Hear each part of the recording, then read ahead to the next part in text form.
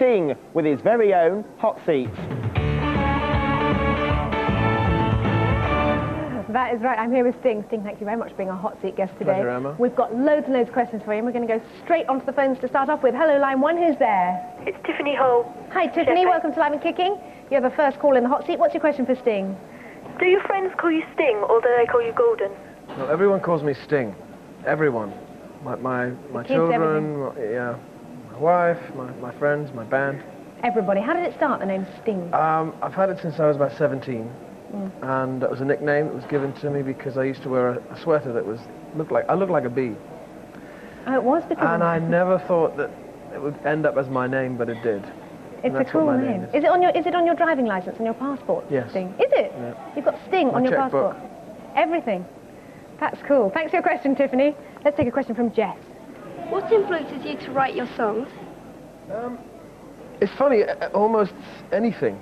Someone can say something to me, you know, a line, and I'll say, oh, that would make a great line in a song, or I could be walking along in a garden and I think of a melody, you know.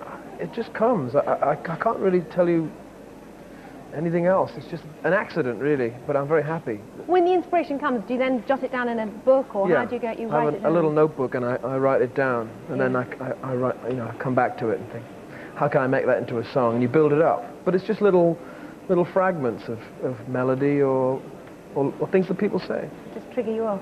Something might have triggered you this morning, you never know. Something may have done. Okay, let's go back to the phones. Hello, line 2, who's there? Hello, it's Leanne from North Berwick in Scotland. Hi, Leanna. What's your question for Sting? Is there any chance that the police will reform? I don't think so. I mean, I'm still very good friends with Andy Summers and Stuart Copeland. But, you know, we started as a group in 1977, and we achieved everything we wanted to. And 10 times we achieved what we set out to do. So we've sort of done it, really. My motto is you can't step in the same river twice. Work that out. That's a good motto. No. Do you like that motto, Leanne? Oh, it's lovely. It was good, wasn't it? I liked it too. Thanks very much for your question. Let's take a question from Jamie. Have you ever thought about writing a musical score for a film or television? Actually, that's something that Stuart Copeland does a lot. He's the old drummer in the Police. That's what he does now for a living. He writes for films and television. I tour so much. I'm away from home for so much that I can't really do anything but write songs. I don't have the time. I'd like to one day, but I'm just so busy. It's happening more and more. We've had Elton John do The Lion King and 4 Weddings and a Funeral and things. So if you were offered it, you might think about it. Maybe. Maybe. Watch this space. Let's go back onto the phones. Hello, line 3, who's there? Hello, it's KATHRYN Gregory from Baldy, North Yorkshire. Hi, KATHRYN, what's your question? Is there any one ambition in your life that you haven't yet fulfilled? Ooh, good question. Well, there are some ambitions that I had, which I'm too late for now. I'll never play for England. Was that one of your ambitions? Yeah.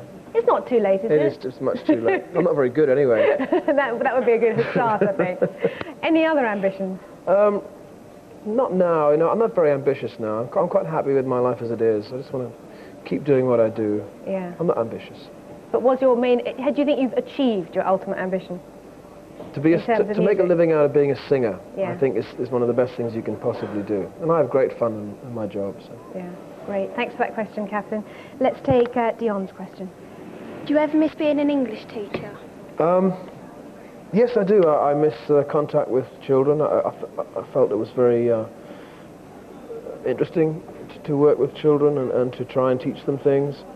I mean, I see my own children a lot, but to stand up in front of a classroom of 30 children actually was good training for being... I was going to say, was it more nerve-wracking than standing up in a concert? Much more, because you're supposed to tell them something useful, you know. Yeah. But, no, it was good training for an artist to stand in front of a class and not make a fool of himself, or maybe make a fool of himself. Do you help your children with their English homework now? I tried to, but their homework is much too difficult for me to even attempt. Is it? Yeah. Good question. Let's go back onto the phones. Hello, line 4. Who's there? It's Trudy White from London. Hi, Trudy. What's your question for Sting? What pop star would you like to do a duet with, and why? Would I like to do a duet with? It's difficult. Probably quite a few people, aren't there? Yeah, I'd like to do a duet with a very beautiful singer. Maybe Kylie Minogue or somebody like that. Kylie Minogue. Actually, I can see that. I think that would be good. Do you think that would be a good duo? Yeah. Yeah? Or were you thinking of yourself, maybe? Yeah, I think you have to get in line with everybody else. But thank you very much for your question. It's a good question. Kylie Minogue, we never know. Maybe a duet in the future. We don't know. Francis, let's take your question. After all your campaigning to save the rainforest, has there anything been done? Yeah, I've been involved with the rainforest now for about 6 or 7 years, and we've actually achieved a lot. We set out to protect a piece of land that was the size of Switzerland, which is quite big. We succeeded in doing that and physically demarcated it, protected it, to stop people burning it down and chopping it for firewood or whatever. And that's been a major victory. And also a lot of the publicity we generated actually made people think twice about setting fire to it. So it's going quite well. There's still a lot of problems there. It's not over yet, but we've won enough battles to think that we can win the war. Yeah, and again, that must have been one of your ambitions that you hope to fulfill with all the rainforest things, just trying to campaign. Well, it's just an ongoing struggle. Ongoing problem. To try and but you do an awful lot of work for it. You do. Yeah, but it's very satisfying. It feels good to be involved in it. Yeah, good. Right, let's go back onto the phones. Hello, line 5, who's there? Hi, it's Ian Brooke from Formby. Hi Ian, welcome to Live and Kicking. What's your question? What's the first instrument you ever played, and how old were you? I used to play on the linoleum. What's the linoleum? Can you explain that? What is that? That was a joke. Oh. Ian, thanks to you, I now look very stupid on Live and Kicking. No, my first instrument was actually the piano. I sat at the piano, and I'm a terrible piano player, so I took up the guitar. Right. About the age of 7. Right. And then I became a bass player about the age of 14. And you were playing the bass, weren't you, the other day on top of the pots? And today you're playing the double bass even. Okay, I'm digging myself into a really deep hole here with musical instruments. The double bass and today the electric guitar. So you can obviously play loads of instruments now. Yeah, but the double bass and the electric guitar are very similar instruments. It's the same fingering. It's just bigger. Is it? And it sounds louder. Very difficult for me, though, Sting. But thanks anyway for playing on the linoleum. Can't believe I fell for that. Thanks for your question, Ian. Chris, what's your question? Do you prefer having a solo career than being in a band? Well, I'm still in a band. You know, I have my own band. I was in a band called The Police from 1977 to 1983. And we used to fight a lot because that's the kind of people we were. And now I'm in a band, we don't fight very much at all. We all get on and it's fun. And so I enjoy being in a band.